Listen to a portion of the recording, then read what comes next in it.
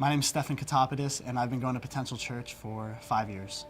I was raised Jewish, and then after I had my bar mitzvah, I kind of just faded away and did my own thing.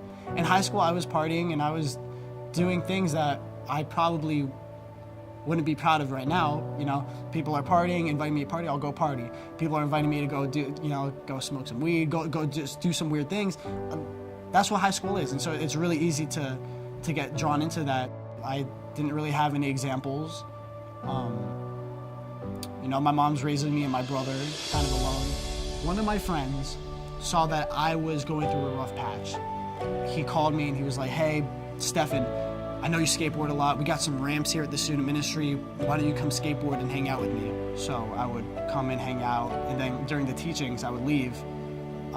In my head, I always had the stigma of Christianity that Christians were weird. They wanted to force me to believe what they want, and I really didn't want to have to deal with that. They said, "You know what? You're here. That's fine.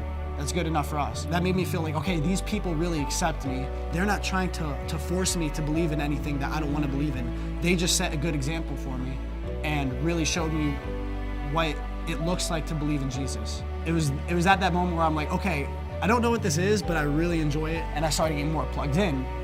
Somewhere in between that, I started following Jesus. I made that decision. I got baptized at beach baptism, and that's when I started growing more, learning more, started getting poured into. The first place I started volunteering was in student ministry. It's beautiful to me when I really see students dedicate their life to Jesus. My family wasn't really understanding in the beginning, but they've seen more of what the church has brought into my life and what God has brought into my life.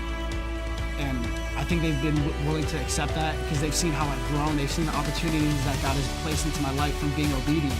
Being here for the past 5 years has really taught me to just be smart, to be dedicated, to be hardworking, just to be determined. If it wasn't for that one invite in my life, I don't think that I would have grown to be the person I am now. That was one of the most pivotal moments in my life. That one invite changed my whole life. It took 10 minutes of his time, and now it's shaping the rest of my life.